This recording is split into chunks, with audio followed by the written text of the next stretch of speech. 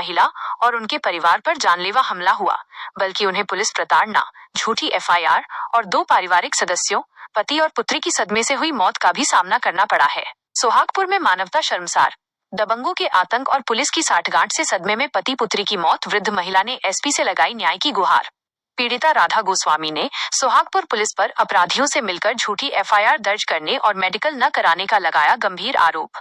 नर्मदापुरम, 2 दिसंबर 2025। सोहागपुर थाना क्षेत्र में दबंगों के जानलेवा हमले और पुलिस की कथित उदासीनता से त्रस्त एक वृद्ध पीड़िता राधा गोस्वामी, 65 वर्ष ने आज पुलिस अधीक्षक नर्मदापुरम श्री साईं कृष्णा थोटा के समक्ष गुहार लगाई है। पीड़िता ने सोहागपुर थाना प्रभारी और सेमरी हरचंद चौकी पुलिस पर अपराधियों से साठगांठ कर उन्हें प्रताड़ित करने और उनके पति व पुत्री की सदमे से हुई मौत के लिए जिम्मेदार होने का आरोप लगाया है। जानलेवा हमला और अड़ीबाजी का मामला। पीड़िता राधा गोस्वामी ने एसपी को बताया कि घटना 27 मई 2025 को रात्रि 8 बजे उनके पुत्र उमेश गिरी को सोनू कुशवाहा, मोहन वंशकार और उनके साथियों ने घर में घुसकर 300 रुपए की अड़ीबाजी करते हुए लाठी डंडों और मुक्कों से मारा। पारिवारिक हमला। जब राधा गोस्वामी उनकी पुत्री सीमा पटेल और नीलम पटेल बीच बचाव करने पहुंचे तो हमलावरों ने उन्हें भी गंदी गंदी गालियां दी और मारपीट की। मोहन वंशकार ने राधा गोस्वामी के हाथ पर लाठी मारी, जिससे चूड़ियां टूट गईं और चोट से खून बहने लगा। नीलम पटेल की पीठ पर लाठी से वार किया गया। जान बचाकर भागे। जानलेवा हमला होते देख पूरा परिवार, उमेश गिरी, राधा गोस्वामी, नीलम पटेल, सीमा पटेल और बहू सालू गिरी, जान बचाकर राधा गोस्वामी के मकान में छिप गया। रात भर घेराव और झूठी एफआईआर। पीड़िता ने बताया कि हमलावर मोहन वंशकार और उसका पुत्र पूनम वंशकार रात 9:30 बजे उनके घर के सामने आ गए। तोड़फोड़ और धमकी। उन्होंने दरवाजे पर लात मारकर तोड़फोड़ की और जान से मारने की धमकी देते हुए कहा कि हमारे गुंडों ने तेरे मकान को घेर रखा है, यदि पुलिस चौकी रिपोर्ट करने घर से निकले तो जिंदा जला देंगे। अपराधी पूरी रात घर के आसपास घूमते रहे। पुलिस की साठगांठ, धमकी और घेराव के कारण परिवार रात को पुलिस चौकी नहीं जा सका। इसी दौरान अपराधियों ने थाना प्रभारी कंचन सिंह ठाकुर और सेमरी हरचंद पुलिस से साठगांठ कर उनके विरुद्ध झूठी एफआईआर दर्ज करवा दी। मेडिकल और जांच में लापरवाही के आरोप। अगले दिन 28 मई 2025 को जब पीड़ित परिवार जीवन रक्षा की गुहार लगाते हुए सेमरी हरचंद चौकी पहुंचा तो पुलिस ने उनकी रिपोर्ट नहीं लिखी। औपचारिक मेडिकल। सोहागपुर थाने में मुश्किल से शिकायत दर्ज की गई, लेकिन शिकायत को ठीक से नहीं लिखा गया और ठीक से मेडिकल परीक्षण भी नहीं कराया गया।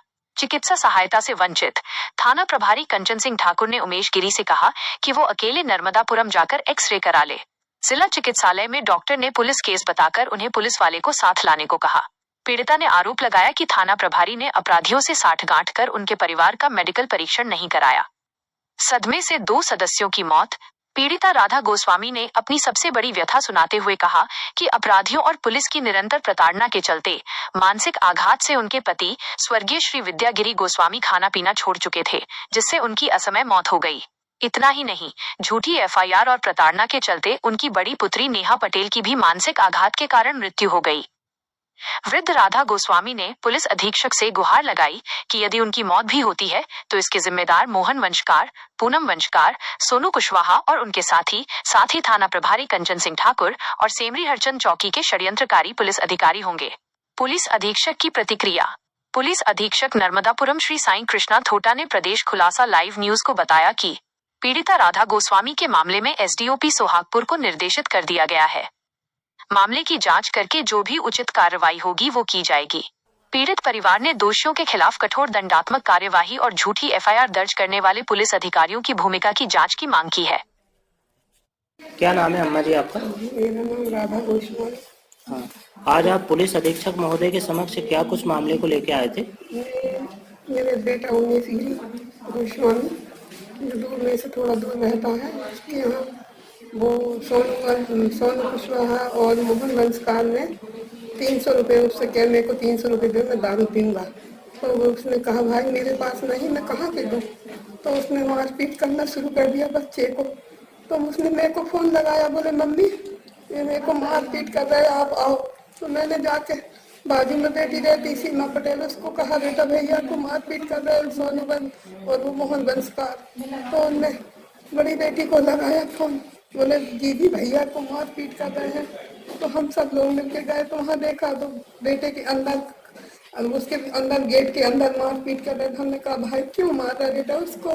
बोले अरे तुम आ गई यहाँ, अब तुमको देखेंगे। हमने कहा भैया हमने क्या किया है आपका, हम तो बचाव करने के लिए आए आपके। तो बेटी भी बोली भैया मत मारो मेरे भाई को, क्या किया उसने।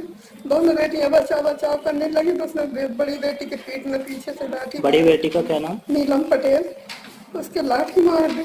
बड़ी बेटी को लाठी किसने मारा था? वो मोहन वंशकार ने। हाँ। और उसके बाद बोले अरे ये और बैठी अभी गुड्डी उसको देखूंगा, उसने मेरे हाथ में मार दी लाठी उसके बेटे ने। आपको लाठी हाथ पे मारा था? मारा तो मेरी चौड़ी फूट गई, मेरे हाथ में खून आ गया। फिर मेरी छोटी बेटी बचाने लगी कि भैया मेरी माँ को क्या मार रहे हो। आपकी छोटी बेटी का क्या नाम? सीमा पटेल।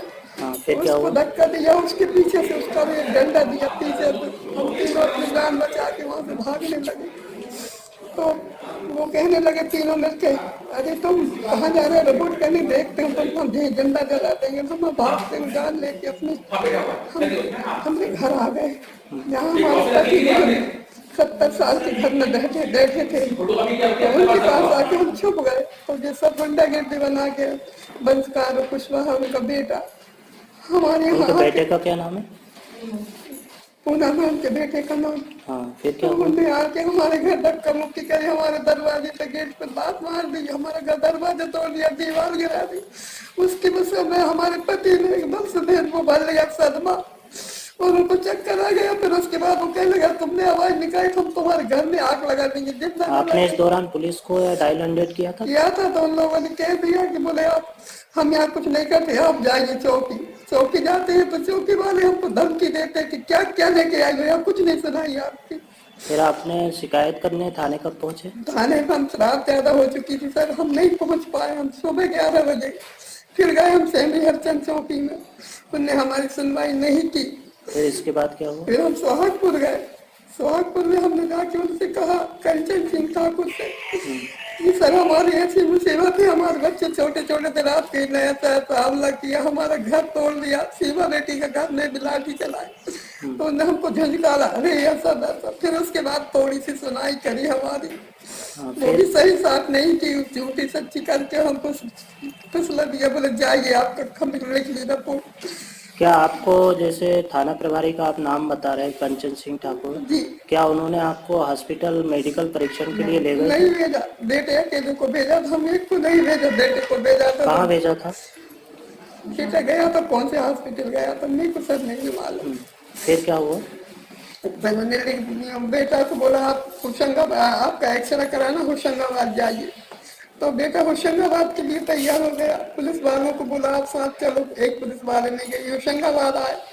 तो होशंगाबाद जो इलाज के लिए या एक्सरे के लिए आए अकेले आए थे या पुलिस वाले साथ में? नहीं आए, पुलिस वाले बोले वो सेमरी से ले जाना, सेमरी वाले कहते सोहागपुर से ले जाना, दोनों जगह से नहीं आए। बेटा जब ये हॉस्पिटल एक्सरे के लिए पहुंचे थे तो वहाँ के डॉक्टर ने क्या कहा था? अब वो बेटे को मालूम, सब मेरे को जानकारी नहीं है। फिर आज जब आप पुलिस अधीक्षक महोदय के पास आए थे तो उन्होंने क्या आश्वासन दिया? जी सर, मेरी बीपी हाई हो चुकी है, मैंने नहीं कुछ सुना, मैं बाहर थी, बेटी और बेटा दोनों के साथ नहीं, तो यहाँ पे मेरी बीपी हाई हो रही है बहुत ज्यादा। पुलिस से क्या मदद चाहते हैं? बस मैं ये मदद चाहे क्योंकि मेरे बेटी गई, मेरे पति गए, और अगर मैं भी चली गई तो इसके जिम्मेदार कंचन सिंह ठाकुर होंगे और पूरी सेमरी हरचंद के थानेदार सब लोग होंगे। वो अतुल शर्मा हमको बहुत धमकी देता है। ये अतुल शर्मा कौन है?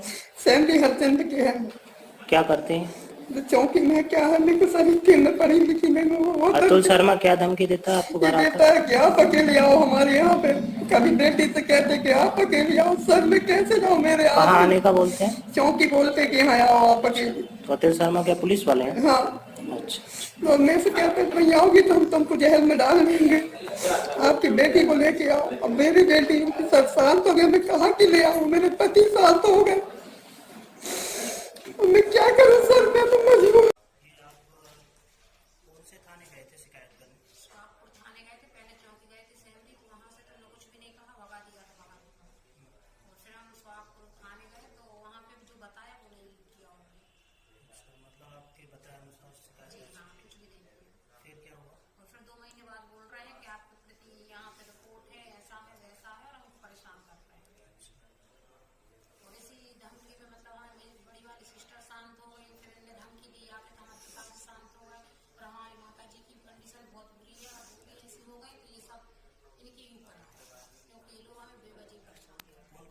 परेशान कर रहा है आपको? सर फैमिली पुलिस आती है ठीक है। और भी वो भैया हैं जो इनसे झगड़ा हुआ था, वो लोग भी हमें धमकी देते हैं। क्या थाना नाम है उनका? पूनम बंसकार है और उनके पिताजी हैं, उनका नाम मोहन बंसकार और सोनू कुशवाहा है। तो ये लोग भी हमें धमकी देते हैं, रास्ते में से निकालते हैं, गाली गलौज करते हैं। आज पुलिस अधीक्षक महोदय ने क्या आश्वासन दिया? सर पूरा स्वास्थ्य इस संबंध में एसडीओपी सुहागपुर को मैंने लिखा है कि वो इस संबंध में विस्तृत जांच प्रतिवेदन फरियादी को सुनकर मुझे सौंपेंगे, उसके ऊपर से विधिवत कार्रवाई की जाएगी। सर इस मामले में जो तत्कालीन उस समय पे जो मैडम थी कंचन ठाकुर मैडम, उन पे कुछ शिकायती आवेदन भी आया हुआ है। उसमें कई सारे तथ्य लिखे हुए हैं, तो जैसा भी होगा उस पर फैक्चुअल प्रभारी जो है वो डीएसपी लेवल के अधिकारी हैं, तो वो जैसा लिख के देंगे उसके हिसाब से तथ्यों के आधार पर कार्रवाई की जाएगी। ठीक, thank you sir. Thank you. Sir Semri Harchand से राधाबाई गोस्वामी, जिन्होंने कल पुलिस अधीक्षक महोदय जी को एक शिकायती आवेदन दिया था, जिसमें सेमरी हचन चौकी प्रभारी के जो पुलिस स्टाफ है उनके प्रति कुछ आरोप लगाए गए हैं, जिसमें कि उसने बताया गया है कि पुलिस हमारी सुनती नहीं है, हमको परेशान करती है। तो सर इस संबंध में आपकी क्या राय है सर? जो भी कल राधा गोस्वामी है वो एसपी साहब से मिली है, उसमें जांच के लिए एसपी साहब ने मुझे पत्र लिखा है जी, उसकी जांच की जाएगी। पूर्व में भी उनके खिलाफ एफआईआर दर्ज है, दोनों के खिलाफ काउंटर एफआईआर है। जैसे ही वो आवेदन आता है उसकी जांच की जाएगी और आगे की कार्रवाई की जाएगी। Okay, thank you.